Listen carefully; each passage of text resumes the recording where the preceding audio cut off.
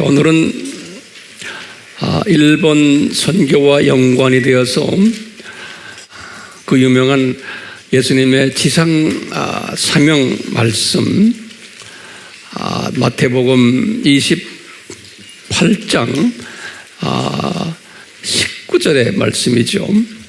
그리고는 또 마태복음 24장 14절의 말씀 우리 다 알지요. 이 말씀과 연관돼 가지고 오늘 중요한 말씀을 같이 나누려고 그래요. 마태복음 24장 14절 예수님의 감람산 설교에서 이런 말씀하셨죠. 이 천국 복음이 모든 족속에게 전파되리니 그제서야 끝이 오리라. 이제 오늘날 전 세계에 예수님의 재림을 기다리는 사람들은 이 말씀을 모토로 삼고 있어요. 세계 어디 가나 아프리카에 가도 중동에 가도 어디 가도 거기 교회들 모인 데 보면 이 말씀을 벽에다 이렇게 붙여놨어요. 미국 가도 마찬가지고요. 이 말씀이 그만큼 많은 사람들에게 선교의 동기를 부여시켜주는 말씀이에요. 이와 함께 또 28장 19절에도 그러므로 너희들은 가서 모든 족속으로라는 제자를 삼아 이런 말씀이 판타타 에뜨네 그랬죠. 이제 그것이 우리나라 말로는 한국 개역 성경에는 족속이라고 이렇게 번역을 해놨어요. 그런데 엄밀한 의미에서는 그 단어가 에뜨네란 단어가 족속이란 단어가 아니에요. 그것이 아니라는 것을 제가 오늘 설명을 해드리려고 그래요. 나머지 또 이와 비슷한 단어들이 몇 개가 나오는데 그것을 제가 오늘 자세히 설명을 해드리려고 그래요. 준비됐어요? 네. 이제 이렇게 예수님께서 지금 이 지상 사명을 예수님이 다 이렇게 내리셨잖아요. 그럼 그때가 주후 언제예요? 주후 30년으로 우리 보고 있죠. 네. 주후 30년으로 이제 보고 있는데, 그리고는 쭉 이제 지나가다가 이제 예수님의 요 공중 혼인잔치 때, 요 예수님의 공중 혼인잔치예요. 그러니까 지금 여기 주후 여기 30년에 30년 이때부터 쭉 해서 30년에 요 지상 사명을 주셨는데 그때 에뜨네라는 단어를 주셨어요. 에뜨네. 요 단어 우리 아바에서 공부 많이 했죠. 요 에뜨네라는 단어를 주시고는 다시 말하면 우리식으로 말하면 모든 족속들에게 복수거든요. 에뜨노스가 단수예요. 에뜨노스 그러면 단수예요. 그런데 에뜨네 하면요 그건 복수예요. 예. 그렇게 참고로 꼭 알고 계세요. 그러니까 모든 족속들에게 복음을 전해라 그랬는데 이렇게 하시고는 쭉 오다가 이제 공중잔치 혼인잔치 때 오다가 이제 주후 95년에 요한계시록을 썼잖아요. 95년에 이럴 때 요한이 환상으로 탁 본 거예요. 요한이요. 무슨 환상을 봤느냐? 예수님의 공중 혼인 잔치가 아니에요. 공중 재림이에요. 공중 재림 때의 장면을 환상으로 봤어요. 예. 누가요? 요한이에요. 요한이. 그것을 어디에다 기록했냐면은 이분이 계시록 7장. 처음에 계시록 7장은 처음 8절까지는 14만 4천 메시아닉 유대인들 이야기예요. 그리고 이제 그 장면을 딱 보여주고는 그 다음에 보여주는 장면이 뭐냐면 9절부터 쭉 해서 나머지 이제 마지막 이제 17절까지인데요. 그 장면이 뭐냐면 공중 재림 장면을 환상으로 쫙 보여줬어요. 공중 재림 장면을. 근데 이 공중 재림 장면을 요한에게 보여줬는데 요한이 딱 보니까 여러 종류의 사람들이 거기에 다 모여 있는데 그것을 요한에게 성령님이 그 다양한 사람들을 이렇게 표시를 했어요. 어떻게 표시했냐? 나라와 그랬어요. 나라와 또 족속과 또 백성과 또 언어와 이렇게 표시를 했어요. 그러니까 거기에 지금 올라와 있는 이건 이분들은 지금 누굴 이야기하냐면은 들림 받아서 올라온 사람들이에요. 예수님께서 내려오실 때 신부 후보생들을 데리고 내려오세요. 그러니까 그 전에 쭉 아담부터 시작을 해서 예수님의 자녀로서 있다가 그분들이 복음을 못 받아도 어디에 들어가서 복음 받아요? 아브라함의 품에 가서 복음을 받고는 이분들이 낙원에 올라가 있잖아요. 올라가 있는데 그 중에서도 이제 혼인잔치에 참여할 특별 신부감들이에요. 이 사람들을 데리고 내려오세요. 낙원에서. 그러니까 모든 기독교인들을 데리고 내려오는 게 아니고 지금 뭐냐면 혼인잔치에 이제 참여시켜서 혼인 예식을 하려고 그러거든요. 그러니까 그 후보생들을 데리고서 내려오시는 거예요. 제 말 이거 됐어요? 정리됐어요? 네. 이분들 내려오시는데 그러면서 땅에 있는 분들 중에서 들림 받는 사람들이 있어요. 우리가 지금 요 그룹에 들어가고 싶어서 지금 우리가 지금 이렇게 열심히 하잖아요. 요 들림 받는 사람들의 모습을 위에서 내려온 사람들 모습이 아니고 요 들림 받는 사람들의 모습을 요한이 이렇게 표현한 거예요. 요 들림 받는 사람들 딱 보니까 나라와 족속과 백성과 언어로 이렇게 표현해요. 이렇게 각 들림 받은 사람들 이런 다양성을 가지고 어떤 사람은 이런 나라, 이 족속, 백성, 언어가 다 다르다는 거예요. 이렇게 표시했어요. 이것이 이제 우리가 의문점에 우리 이제 여러분들은 뭐 그냥 별로 신경 안 쓰겠지만 저 같은 사람은 신경을 써요. 왜 신경 쓰냐면은 이게 예수님이 분명히 지상 사명을 내리실 때는 뭐라고 그랬어요? 모든 한국말로는 족속이에요. 근데 그게 족속이 아니에요. 에뜨네. 이 에뜨네는 정확히 말하면 뭐예요? 나라예요. 이건 네이션스예요. 네이션스. 에뜨네라는 거는. 근데 한국 성경은 그것을 족속이라 표현했어요. 여기 족속이 나오죠? 이렇게 표현했어요. 그러니까 이게 혼돈스러운 거예요. 한국 성경이. 근데 미국 성경이나 원어를 보면 다 네이션스라고 그랬어요. 네이션스. 그리고는 원어로는 에뜨네 그랬어요. 그러니까 에뜨네라는 이 헬라 단어가 무슨 뜻이에요? 네이션스라는 뜻이에요.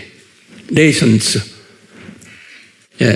네이션스라는 뜻은 뭐냐? 제가 쭉 이렇게 리서치를 해보니까 요거는 문화적인 개념이 많이 들어가 있어요.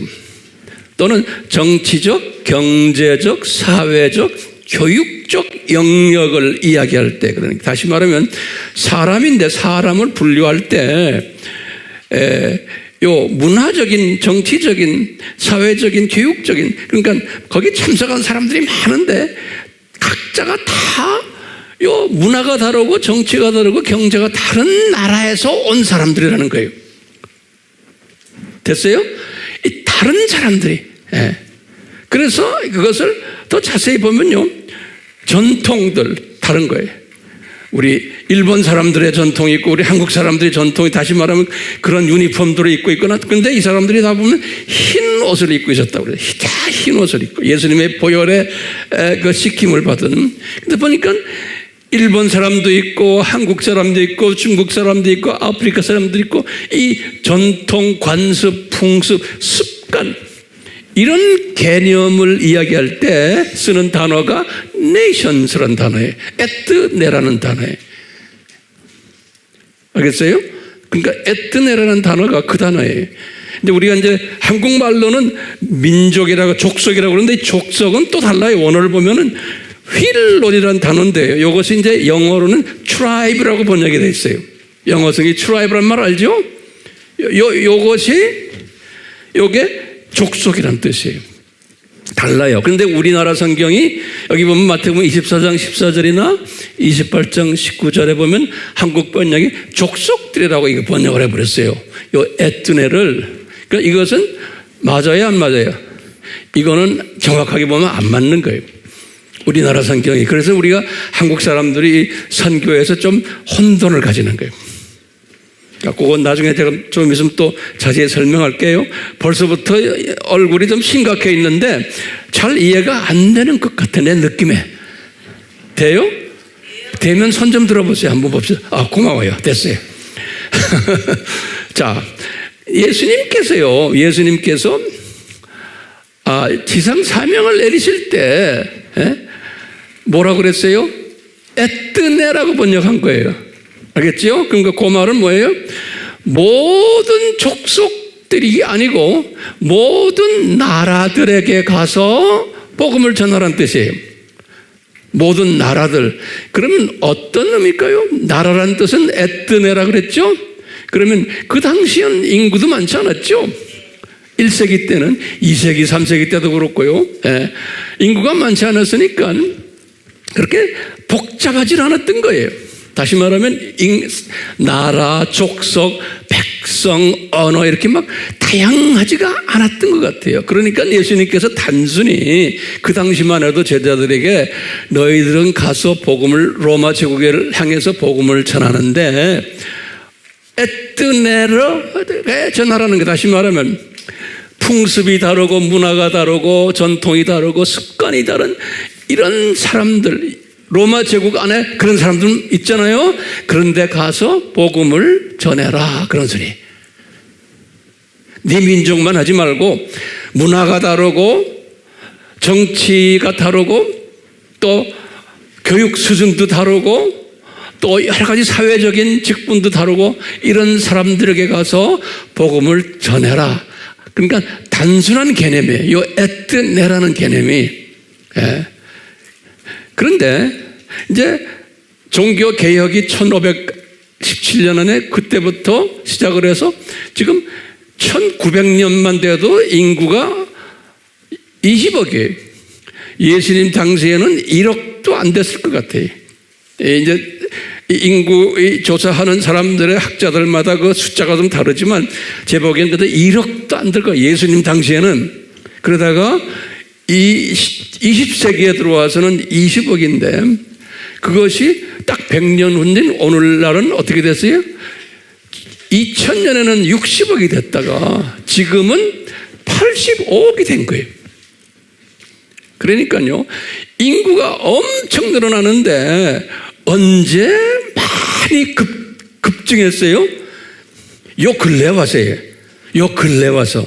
다시 말하면 100년 전만 해도 20억이에요. 그런데 2000년에 딱 보니까 보통 60억 또는 65억 그래. 2000년에. 그래서 지금 딱 오니까 지금 2023년이잖아요. 지금은 85억이 된 거예요. 그러니까 인구가 엄청 늘어났기 때문에 그 안에 다양한 사람들이 있는 게 나라가 다르고 족속이 다르고 백성이 다르고 언어가 다른. 그러니까 초창기에는 예수님 당시나 그 초대교회 당시에는 이렇게 다양하지 않았던 거예요, 사람들이. 그런데 인구가 많아지면서 이제는 다양한 사람들이 나타난 거예요. 특히 예수님 재림 전에는 오늘날 보면, 그러니까요, 여기 지금 요 공중 재림 때 장면을 지금 우리 계시록 지금 7장 9절에서 이제 여기 설명을 하는 거예요. 그러니까 요한이 이제 예수님 공중 재림 때에 들림 받아서 올라간 사람들을 보니까 엄청 다양한 거예요. 요한 시대에는 그렇게 생각을 안 했는데, 그래서 그 다양한 하나님의 백성들이 그것을 이렇게 네 가지로 표현했어요. 여기 7장 9절에 보면 나라와 내가 이렇게 보니, 요한이 내가 이렇게 보니 들림받아서 올라온 하나님의 백성들 보니까 나라가 다르고 족속이 다르고 백성이 다르고 그 다음에 언어가 다르다 이렇게 표현해놨어요. 그러니까요, 예수님이 지상사명을 내리실 때는 한 단어만 썼어요. 로마 제국한테 가서 할 때는 무슨 단어만 썼어요? 에뜨네라는 단어 썼어요. 다시 말하면 nations라는 단어 썼어요. 근데 실제로 쭉 예수님의 재림직 보니까, 이때 보니까 그렇게 심플한 거 아니에요. 사람이 이렇게 다양해졌다는 거예요. 사람이. 그래서 예수님이 초창기에는 에뜨네란 단어 하나만 썼지만, 이제는 나중에 예수님이 재림 전에는 이렇게 네 가지의 복잡한 사람들의 배경들이 있을 것이고, 이 배경에 따라서 그 안에, 이 문화 안에 하나님의 자녀들이 있다는 거예요. 이 안에. 예. 특히 이제 요 나라라는 단어는 에뜨네라고 그랬죠. 그래서 그것을 네이션스라고 번역이 돼 있어요. 그럼 우리나라 성경을 바꿔야 돼요. 우리나라 성경은 모르되 족속들이 되는 거예요. 아니에요. 그게 번역이 잘못됐어요. 족속은 지금 7장 9절에, 계시록 7장 9절에 족속이라고 딱 나오거든요. 그 족속은 원어를 딱 보면 휠론이라고 써 있어요. 이 헬라 말로 휠론. 그거를 딱 사전을 열어봤어. 휠론이 무슨 뜻인가 딱 보면은 트라이브로 딱 돼 있어요. 이 트라이브란 말이 족속이죠.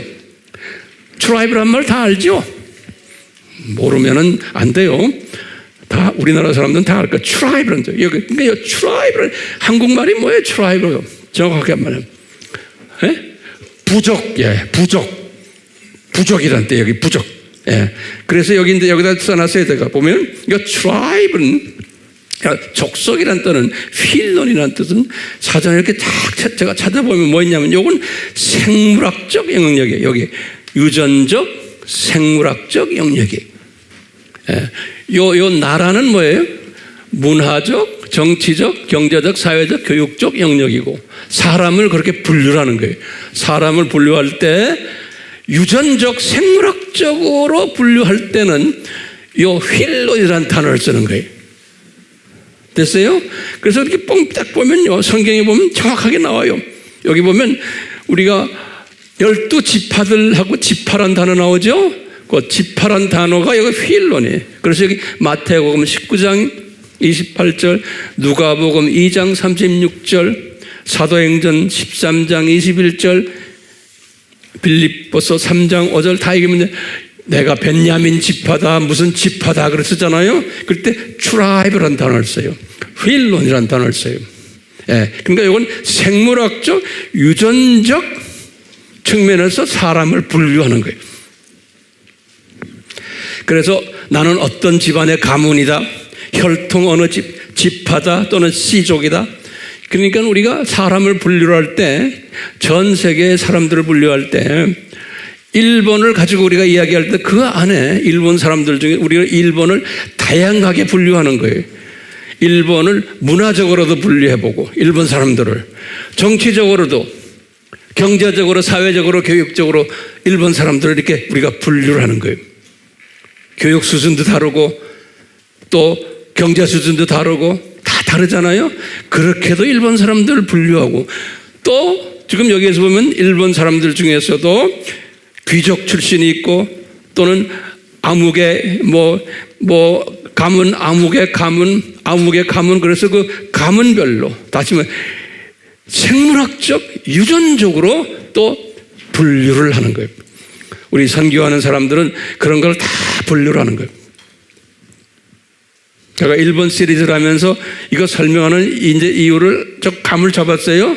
우리가 일본 선교를 할 때 일본 사람을 보는 거예요. 일본 전체를 보는 거예요. 이렇게도 분류해보고 에트네로 또는 휠론으로 또 분류를 하는 거예요. 왜냐하면 요 안에 하나님의 자녀들이 숨겨져 있는 거예요. 요 안에. 요 안에. 자, 그 다음에 지금 7장 9절에 보면요, 요한이 백성이라는 단어를 딱 썼어요. 또 백성이라는 단어. 요거는 우리 라오스라고 우리 배웠죠. 요건 뭐예요? 제가 가르칠 때 유대인들을 말할 때 라오스다 그랬죠. 거기에 복수가 뭐예요? 라오이에. 우리 아바에서 공부했죠. 예. 이건 본래 하나님의 자녀들을 이야기할 때 쓰는 단어가 라오스예요. 그건 단수고 복수는 라오이. 예. 그런데요, 이 단어를 쓸 때 영어 성경은 어떻게 번역했냐면 peoples라고 번역했어요. 그건 우리나라 말로는 백성이라 번역했어요. 그런데요, 라오스를 성서를 다 분석해 보면은 두 종류의 라오스가 있어요. 보통 우리가 말할 때 유대인들을 부를 때는 꼭 라오스로 불러요. 복수는 라오예. 성경 구절에 보면 마태복음 2장 4절, 사도행전 26장 17절, 23절, 로마서 11장 1절, 나중에 성경을 보세요. 이 성경 구절을 제가 반드시 드리는 거예요. 그래서요. 예. 요때는 요때 요 라오스는 누구를 지칭하냐면 유대인들을 지칭을 해요. 요 라오스는. 근데 성경에 보면은 하나 유대인만이 아니고 총체적인 유대인과 이방인을 지칭을 할 때 쓰는 요 단어를 써요. 어디에 쓰냐면 여기 보면 그 유명한 마태복음 1장 21절에 딱 보니까 그러는 거예요. 마태복음 1장 21절에 뭐라고 되어 있어요? 뭐라고 되어 있어요? 아기를 낳으면 아기 이름을 예수라 하라. 기억나시죠? 그럼 설명했죠. 이는 자기 백성을 저들의 죄에서 구원할 자다. 그렇죠? 그때 자기 백성을 할 때 원어는 뭐냐? 라오이라고 딱 돼 있어요. 거기에 라오이라. 그러면 이 라오이라 할 때 우리는 어떻게 생각해야 돼요? 유대인의 말인데 본래는 거기엔 지금 예수님의 유대인만 구원하러 온 게 아니잖아요. 이방인도 구원하러 왔죠. 그러니까 요때 라오이는 하나님의 예정된 자녀들을 의미하는 거예요. 하나님의 예정된 자녀들을. 예. 그래서 이제 보니까 요한이 환상으로 딱 보니까 세상에 수 없는 사람들이 거기에 하나님의 자녀들이 들림받아 있는데 보니까 나라가 다르고 족속이 다르고 또는 보니까 하나님의 선별된 백성이 올라왔다는 그런 의미예요. 거기에 지금 올라온 사람들이 딴 사람들이 아니고 그때 백성 하는 것은요, 라오이라는 소는 하나님의 선별된 예정된 사람들이 올라왔다는 것을 표현하기 위해서 여기다 라오이 그런 거예요. peoples, 한국말은 백성들 그런 거예요. 그리고는 요한이 또 설명하기를 언어라고 해서 언어래. 그 언어는 여기 보면 헬라 말로는 어떻게 되어 있냐면 글로손 그래. 글로손. 이것도 복수예요. 영어로는 tongues. 이렇게 영어 성경은 tongues, 우리나라 말로는 언어라고 번역이 됐어요. 근데요, 글로손은 신약에는 두 가지 의미가 있어요. 하나는 혀를 이야기할 때 글로손이라고 그래. 우리 마태복음 7장 33절, 누가복음 1장 64절 혀. 그리고 또 언어를 이야기할 때 고린도전서 14장 9절에 그러니까 혀란 말은 언어라고 보시면 돼요. 네.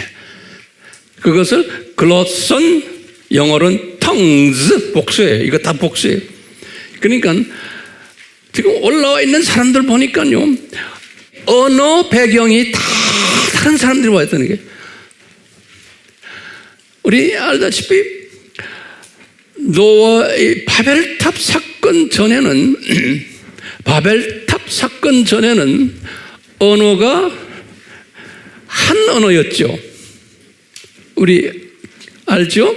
네, 보세요. 노아의 홍수 후에 크게 세 족속들이 있었어요. 셈족은 아시아, 창세기 10장이에요.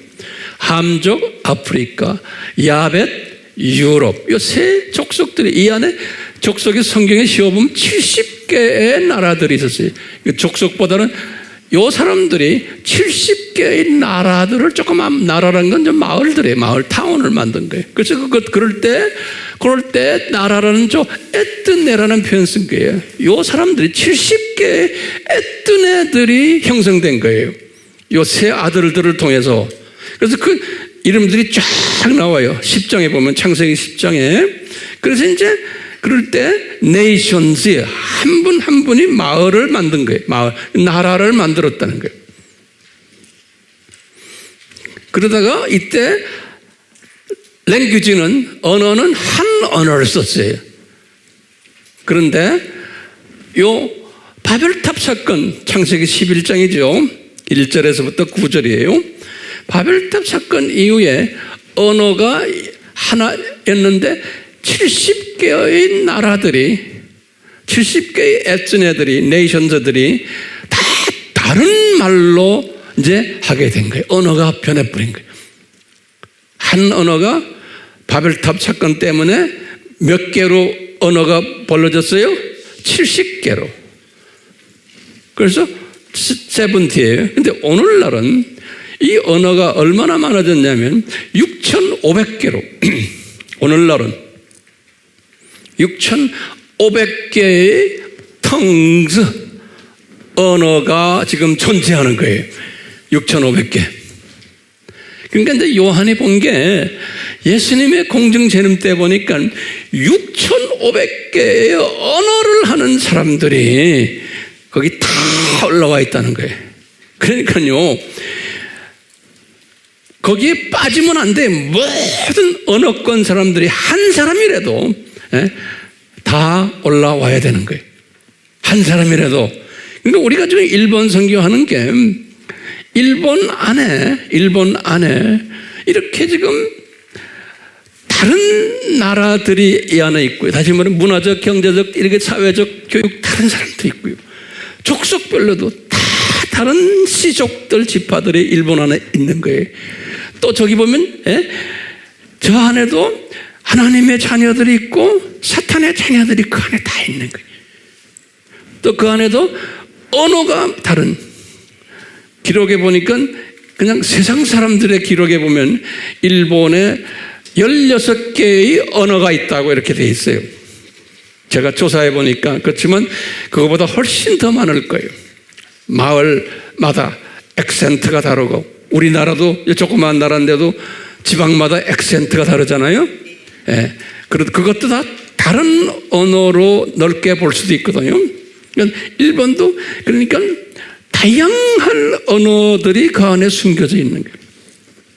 그렇기 때문에 우리가 지금 하고 있는 일이 뭡니까? 요 공중재림에 올라갈 일본 사람들을 우리가 이제 뽑아가지고 지금 섬기려고 그런 거예요. 그런 사람들을 우리가 지금 일본 선교하면서 일본에 숨겨진 이렇게 4가지의 영역으로 숨겨져 있는 일본 사람들, 누군지 모르지만요, 이런 사람들을 복음화시켜서 이 사람들이 어디로 올라가요? 1위로 올라가도록. 왜? 요한이 미리 본 거예요. 보니까 우리 한국 사람들도 이런 부류로 해서 올라가 있고, 일본 사람들도 저 4부류로 해서 올라가 있는 거예요. 그러니까 우리는 누군지는 모르지만 우리가 일본 선교를 한다는 것은 우리가 일본의 사역자들을 통해서 가정교회를 만들어가지고 요 사람들이 나가서 요 네 부류의 일본 사람들을 만나게 하고 복음화를 시키게 해서 요 사람들이 어디까지 올라가요? 여기까지 올라가도록 하는 것이 우리 일본 선교예요. 이 일을 하다 보면은 우리는 어떻게 돼요? 우리는 이런 일을 하니까 우리는 들림 받아요, 안 받아요? 받게 돼 있는 거예요. 예. 그러니까 이미 예수님이 요한에게 이 환상을 보여준 거예요. 미리. 다시 말하면 우리를 위해서. 그러니까 우리가 지금 그걸 보고 있는 거예요. 그러니까 세계 선교를 한다는 것은 다른 이런 표현은 무슨 표현을 하면 돼요? 세계 선교를 한다는 것은 요 숨겨진 요 네 부류의 사람들을 뽑아가지고 예수님을 만나게 하고 그것만이 아니에요. 요 사람들이 이 안에 신실한 사람들이 들림 받게끔까지 해주는 거예요. 왜? 들림 받은 사람들이 있는 것을 이 네 가지 사람들이 있는 것을 미리 보여주셨잖아요. 주님께서. 그렇기 때문에 우리 일본 선교의 꿈이 뭐냐면 이 꿈인 거예요. 이 꿈인 거예요. 저는 이 꿈이에요. 그래서요, 미리 이렇게 보는 거예요. 미리. 여러분 눈에 지금 보이세요? 나는 그게 보여요. 저 공중혼인잔치에 우리가 섬기는 저 아프리카의 형제 자매들 이 네 종류의 사람들이 다 거기 와 있고 중동에 중국에 뭐 동남아에 우리는 지금 전문적으로 지금 일본을 하고 있잖아요. 일본 사람들이 이렇게 보이는 거예요. 보이니까 이것을 보면서 우리가 이제 일본 분들 여기 보내주시잖아요. 그러면 이분들 우리가 어떻게 봐야 돼요? 아하, 요 사람들이 이 네 그룹에서 뽑혀왔구나. 이렇게 볼 수 있어요? 분명히 그렇죠? 예, 그리고는 요 사람들이 또 나가서 요 네 그룹의 일본 사람들을 복음화 하겠구나. 하겠구나요? 해야 돼요? 안 그러면 하겠구나요? 해야 되고 하겠구나예요. 왜? 미리 이것을 요한이 봤기 때문에. 그러니까 이 숫자가 찰 때에 예수님이 공중에서 오시게 돼 있는 거예요. 그러니까 이 숫자가 차야 돼요? 안 차야 돼요? 차야 되는 거예요. 그런데 그러면 내가 안 하면 예수님이 안 오시겠네. 우리가 안 하면 누구를 사용하시래도 이 숫자를 채우세요. 예수님의 타임에. 그러니까 우리는 욕심이 있는 거예요. 내가 안 하면 딴 분이 할 텐데 이거 안 되겠다. 열심히 해야지. 이런 마음이 저에게는 있는 거예요. 예? 내가 안 하면은 분명히 예수님이 누구를 통해서 하신다라는 거예요. 그러니까 우리는 이런 기회를 잡은 것 뿐인 거예요. 기회를 잡은 것 뿐이에요. 그러니까 이 기회를 잘 잡으면 나도 덩달아 들림 받게 되어 있는 거예요.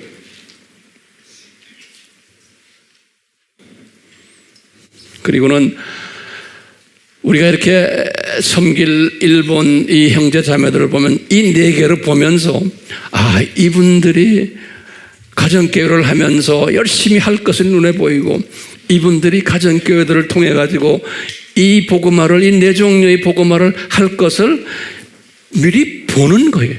왜? 히브리서 11장 1절에 뭐라고 그랬어요? 내가 이렇게 보는 것은 믿음은 뭐예요? 바라는 것들의 실상이라고 그랬죠. 내가 이렇게 보는 거예요. 내가 이렇게 보는 거예요. 그게 이제 믿음이에요. 그것이 실상으로 나타나는 거예요. 내가 볼 때. 네.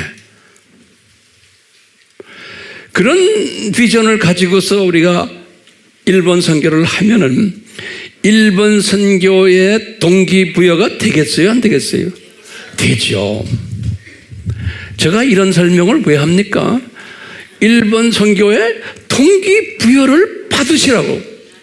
예, 이건 몰라도 괜찮아요. 근데 알아야 되는 사람은 꼭 알아야 돼요. 왜? 동기부여가 되는 거예요. 예, 동기부여. 이 복잡한 이게 뭐 원어를 쓰고 뭐 이런 거, 아이고 저 이런 거 설명하기 싫어요. 그런데 이제 여러분 정도가 됐으니까 설명해 줘야 될 것 같아요. 예, 그래서 제가 지금 하는 거예요. 나 혼자 끼고 있어도 괜찮아요. 안 돼요? 욕심이 있잖아요. 90살 된 저 할머니가 저렇게 욕심이 있어요. 그러니까 저 할머니는 분명히 주님께서 들림받게 하실 것 같아. 예? 젊은 사람들 배우세요. 저 어른한테서. 여러분들 주변에 90살 된 할머니, 할아버지들 보세요. 예수님 안 믿고 예수님을 믿어도 소망이 없고 그냥 지팡이 들고 어떻게 하면 내가 더 오래 살까 하고 그냥 한약 다려 먹고 뭐 어쩌고, 예? 안마 하러 다니고 뭐 하고 뭐. 소망이 없는 사람들, 이 그림 모르는 사람들 얼마나 많아요? 예? 불쌍하게 보여요, 안 보여요? 불쌍하게 보이는 거예요. 얼마나 불쌍한지 몰라. 우리가 저 위에 올라가서 이제 우리 팀들, 우리가 섬기는 이 팀들하고 만날 거예요, 안 만날 거예요? 거기서 만나는 거예요. 그 만나는 장면을, 예? 환상으로 보시길 바래요. 예. 매일 보시면서 이분들에게도 이 비전을 심어주고 이제 오면 이제 우리가 이제 심어줄 거예요. 예. 그러면서 우리가 머지않아 저 위에서 인터내셔널 파티하겠구나. 예. 예수님의 신부들이 모여서 파티하겠구나. 그리고는 이 7년 환난 이때 엄청난 고통이 여기 있을 텐데 위에서 우리는 내려다보고 있는 거예요. 지금 저 밑에서는 엄청난 고통이 지금 일어나고 있는데 그걸 내려다보고 있는 그 환상도 가지고 계세요. 나는 그게 보이는 거예요. 그러니까 7년을 통과하면서 순교자 되는 것도 좋지만 올라가는 게 더 좋잖아요. 네? 올라가야죠. 그러면서 우리는 뭐 봐요? 7년이 끝나면 이제 혼인잔치겠구나. 이 장면도 성경에 자세하게 또 설명해 줬잖아요. 그 비전으로 보는 거예요. 오늘은 제 말씀의 결론이 뭐예요? 우리가 섬기는 이 1번 팀들이 우리와 언젠가는 저 위에서 만날 거다. 그렇기 때문에 그 만날 때 그 기쁨의 파티를 할 테인데 이분들이 여기 왔을 때 미리 다 교제하면서 친해져야지. 그 다음에 나중에 여러분들이 또 일본에 가가지고 이분들을 지금 가정교회를 도와줄 때 미리 친해져야지. 저 위에 올라가서 얼싸안고 같이 놀죠. 예? 그러니까 우리 아미 식구들이요, 이 그룹 속에 들어와서 친해지는 일에 여러분들이 직접 간접으로 담당하셔야 되잖아요. 아미교회 교인이라고 해서 그냥 구경만 하고 있으면 어떻게 해요? 그러면 안 되죠. 그러니까 아무것도 안 해도 괜찮아요. 기도로만 우선 하세요. 기도로 하면은 그 기도한 사람은 저 위에 올라가서도 이분들과 얼마나 반갑겠어요. 내가 너를 위해서 얼마나 기도 많이 했는지 아니하고. 그때 기도할 때 이제는 이 비전을 그림을 보면서 기도하시길 바라요. 아멘. 주여 우리에게 이 믿음을 주시옵소서. 예수님의 이름으로 기도드리옵나이다. 아멘.